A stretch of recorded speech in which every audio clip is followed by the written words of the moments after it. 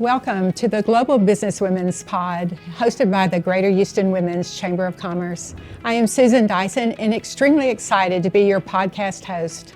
In my day job, I am proud to be the CEO, President, and founder of the Chamber. Every Thursday at 6 p.m., we will bring you inspiring stories of women who are leading in the advancement of women and girls. We will take you with us to our premier events. You will meet entrepreneurs, executives, and philanthropists who will empower and inspire you to succeed. So please mark your calendars and join us for the Empowering Global Businesswomen's Pod, Thursday at 6 p.m. Now, please welcome our Innovation and Investment panel with our moderator, Bob Charlet, the remarkable publisher of the Houston Business Journal. Bob and panel, come on up.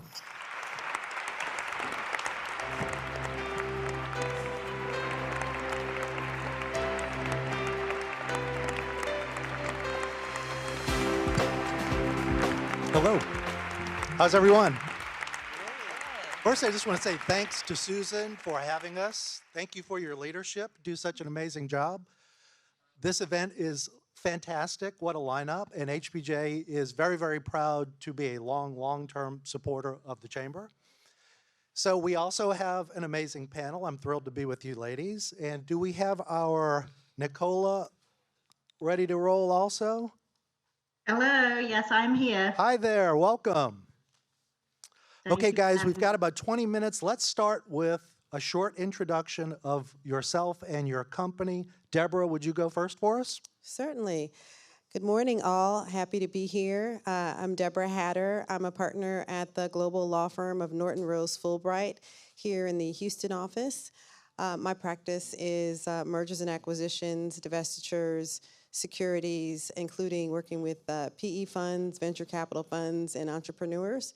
And I've been also a member of the Golden Seeds Houston chapter, and that has been actually one of the charter members of the chapter here. And I've been involved in angel investing and kind of the tech scene, startup scene for more years than I'd like to say, for at least for the chapter more recently, but for about 15 to 20 years now. Thank you. Okay, Nicola, would you go next for us, please? Absolutely. I'm Dr. Nicola Nice, and I am the founder and CEO of Pomp Whimsy Gin Liqueur. Pomp Whimsy is a by women for women alcohol company that is on a mission to give women back their rightful place. And by that, I mean our rightful place in the history of gin and the cocktail, our rightful place on the back bar, and our rightful place as the chief entertainers and the chief mixologists of the home. A little bit about me. I'm originally from the UK. I'm a sociologist by training, so I spent the first 20 years of my career in the field of consumer insights and brand strategy, and specialized in the alcohol space, as well as gender dynamics and how the genders are represented through the brand and marketing landscape. And that's how I got my inspiration to eventually cross over to the other side and start my own business in the space. Awesome, thank you. And everybody's smiling, just by the way, as soon as you said alcohol. I know it's early in the morning, but still, Right. It's 5 o'clock somewhere. Erica, would you be next? Absolutely. Thank you, Bob. So I'm Erika Kelly. I'm with Morgan Stanley Wealth Management. I'm the Regional Diversity Officer for the Central Region. And every day I get the pleasure of working with our advisors, our managers, and our support professionals to make sure that Morgan Stanley is a diverse and inclusive environment. I do a wide array of things, and I absolutely love what I do every day, but essentially making sure that we have a diverse workforce, that workforce feels developed and invested in through professional development, and also around culture and engagement, so celebrating things like Women's History Month and Black History Month. And I would also say we have a huge impact on our community involvement, right? So how do we show up in the community? Do we represent the communities that we work and that we live in every day? So happy to be here with you all today. Thank you so much. Okay, let's jump right in. Debra, we'll start with you. Question number one, can you share how Golden Seeds Angel Fund works locally and nationally? What benefits are provided for an investor? Why did you join? Sure. So Golden Seeds is actually an angel network. It also has a committed venture capital fund. But let's start first with the angel network and how that works. There are, I think, about 275 or so individuals who are members, and that means that they're individual angel investors. They make their own investment decisions. But we come together in 7 chapters across the country, including in Houston, Dallas, Silicon Valley, Boston, New York is where it's headquartered. I think there's Atlanta, and I may be forgetting one. But in any event, it gives us a nice opportunity to see deal flow across the country. And Golden Seeds is focused on women entrepreneurs. So women-led and women-owned businesses. It doesn't have to be fully, over 50% ownership, but there needs to be a woman in the C-suite and in a very significant role within the company. And when I tell you that people are very serious about that, investors want to know that a woman is not just, sort of listed, but not really having a significant role and influence in the company. And so the way it works is that we have meetings regularly where we have a portal that gives us lots of information about various deals that are underway. You can review that information, and then there are meetings to talk about the various companies and what they are offering and what type of investment they are seeking, as well as and it starts early stage.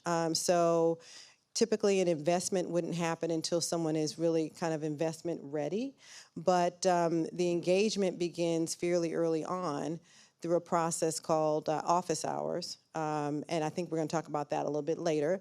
But in any event, what people find is that Golden Seeds is very focused on the due diligence around companies, and so there is a whole knowledge institute as well, whereby you can take courses to learn more about angel investing, about being on a board, about term sheets, all of the kind of nuts and bolts information that you really should know as an investor. That's one of the hallmarks of Golden Seeds. Over the time, I think we've invested about $135 million in companies, and it started about 2005. So That's terrific. Thank you.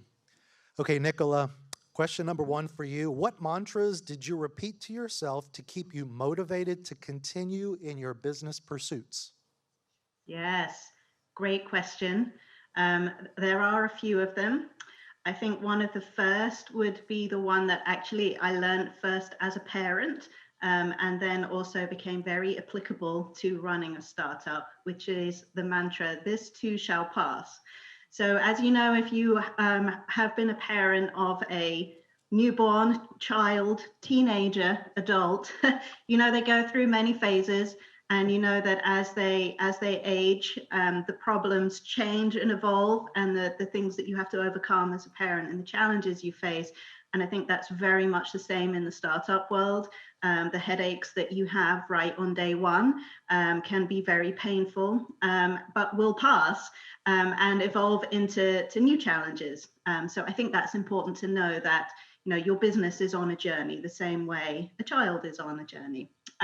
The other mantra that I think has become quite definitive for me, again, in the startup space, is the one, "Good enough." So I think that it's very easy to want everything to be perfect, to get everything right the first time. And that can be quite stifling if you insist on everything being perfect before sending things out into the world. And so living by the Pareto principle, the 80-20 rule, things are good enough, has also been very helpful for me at times. Very good. Thank you. Okay, Erika, are you ready? Ready. Pretend that I'm an entrepreneur with a great business idea in need of capital and mentorship. What opportunities does Morgan Stanley Innovation Lab provide to me? Yeah, absolutely. So The Morgan Stanley Multicultural Innovation Lab was really the brainchild of Carla Harris and Alice Vilma. The lab started in 2017 really with the idea to support women and multicultural-owned businesses, specifically those that are technology-driven or technology-enabled. So we know that businesses, especially in their first few years, really struggle, and we wanted to put something in place to help those businesses to be able to succeed. So essentially, there's an application process that we're actually going through right now. Applications are open through April 27th. But what we do is we look at these businesses that have had some proven success, have some revenues, are really at the stage where they're ready to grow and scale, right? So Morgan Stanley identifies these companies. We make an investment ourselves of $250,000. So we're invested in the company as well. And over the course of a 5-month intensive program, we bring them to our New York office. We have curated content and curriculum. We provide mentorship. And at the end of the program, they have a pitch presentation where they're able to get in front of investors. So it's an awesome opportunity for these startups to really get some hand-holding and to make sure that they don't fall into that statistic. And we do it with so much compassion and so much energy. Shout out to Carla and to Alice. They are absolutely phenomenal. Between the two of them, they have over 50 years of financial services experience, from private equity to investment banking. And it's something that Morgan Stanley is extremely proud of. That's great. I can feel your energy on that. Thank you. Okay, Debra, please discuss office hours. How can our audience engage? Sure. So this again relates to Golden Seeds, and as a part of what we do in our individual chapters is to hold office hours. So here in Houston, once a month, we have an opportunity for entrepreneurs to come in, and it used to be live. Right now we're doing it virtually, but hopefully we'll go back to live at some point, where entrepreneurs come in and meet with members of the chapter to describe their business. They can really just do a pitch. They can do a full-on pitch, or it can be more conversational depending on the company, where it is in its life cycle, and what its needs are. So we have, it's a very informal opportunity to meet with angel investors, and pretty much all of us have either started and run and sold a company, like one of our folks, Amina. We've got Catherine, who is a professor as well as a medical professional. We've got a number, other doctors. We've got chief financial officers. We've got CEOs. People who've got a lot of business savvy and know how to grow, run, and also invest in companies, and they give you feedback. So it's an opportunity to do that, as well as to to pitch your business, and then have it go forward to be viewed by other chapters who could then make decisions too about investing in you. And then ultimately, for those who are really ready to go forward, they'll go to New York or Silicon Valley as well, and you can pick up again additional investments through this process. So it's a really great opportunity for companies who are interested in being able to pitch their business. Very good. Thank you for that. Okay, Nicola, coming back to you.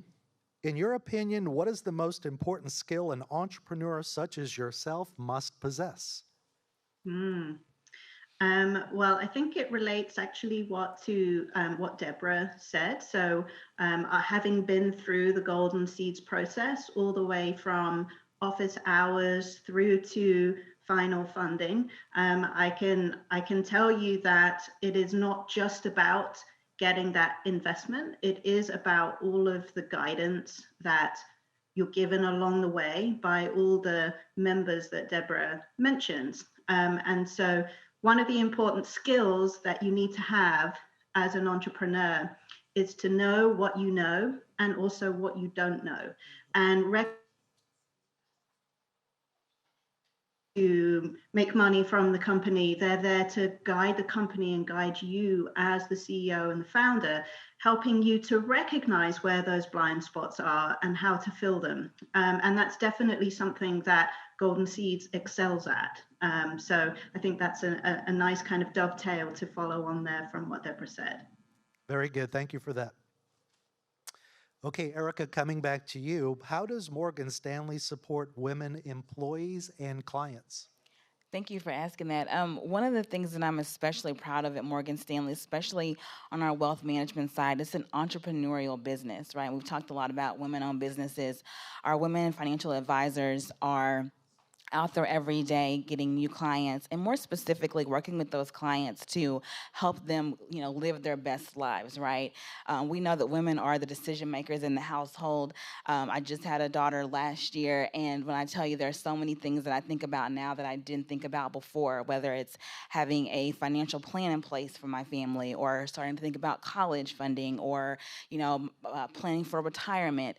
Our financial advisors are there to support our women clients. And so several things that we do, we think about how do we pour into them from a professional development standpoint, right? How do we help our women entrepreneurs help their clients? And so we have different workshops. Our Women Without Limits is a summit where every year we come together and we have great keynote speakers, we have networking sessions, and we really pour into their business and help them figure out how can they be better entrepreneurs to support their clients. Another thing that we have is our Makers program, where we recognize groundbreaking innovators and advocates and women that are bringing along the next generation, right? So we really focus on how do we make Morgan Stanley a great place for women clients, but also how do we help our women succeed in their own business journey. That's awesome. Thank you. Okay, guys, we've got a little less than 5 minutes to go. Let's see if we can get to about 3 more questions, okay? Debra, what advantages does Houston have over Silicon Valley and Boston? What are our disadvantages? And then I'll toss in, what's your advice to entrepreneurs? That's a lot. That is a lot.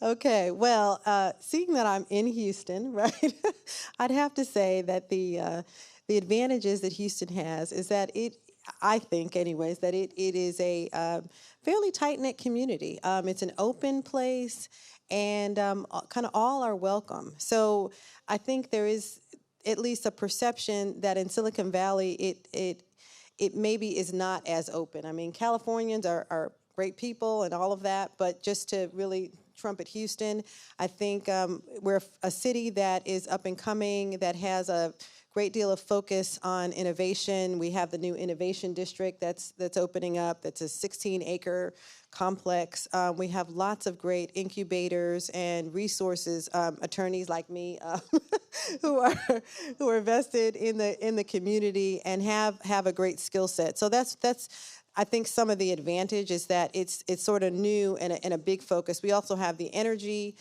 industry here that is propelling us, and all of the clean energy initiatives and energy transition that is underway, as well as a booming medical community, and that is also giving a lot of support to our biotech and all sorts of innovation in medicine, telemedicine, just all sorts of interesting and amazing things that are happening here in this community. And I think the openness really propels, as well as the diversity that we have here. So women really have been thriving.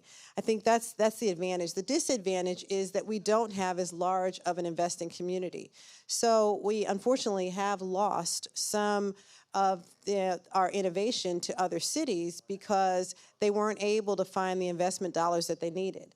That is something that I think the city has recognized. Our mayor, our city council, lots of the corporate community have very much been focusing on that, and they're looking to try and make that different.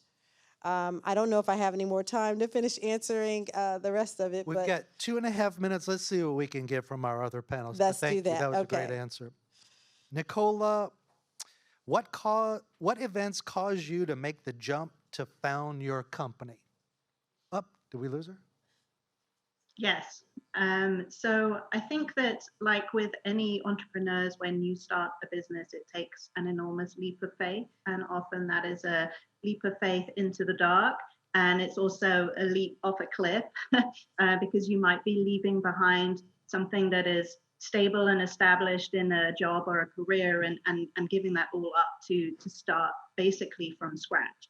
And so I absolutely had that now or never moment at the beginning of 2015, where my other business went through a downturn, a very short-term downturn, but it actually freed me to say, okay, now is the time. The universe is telling me now is the time. And so I think looking out for those moments where the universe conspires and tells you this is the time to do it, because I took that leap at the beginning of 2015. And Awesome, thank you. Okay, about a minute left.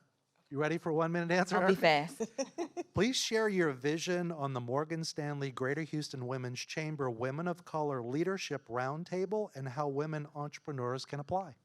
Absolutely. So this is something that Susan and I have been talking about for the past few months, and we're excited to roll out in the next upcoming months a Women of Color Roundtable, right? And this will be for women entrepreneurs, mid-level to executive women in the Houston area and nonprofits. And so essentially our goal is to come together with a series of topics, right? Whether it's networking or branding or professional development or how you can gain capital for your business, to come together and with like minds and create a safe space to have those conversations, right? And really share and brainstorm and see some, result over the course of 12 months. So we're excited. We're finalizing the details of it now, but we especially wanted to have a focus for women of color because we know that they face some unique challenges, right? And we want to create that space to be able to address those challenges as well. So more to come on that, but we'll be able to reach out to Susan or myself in the upcoming months to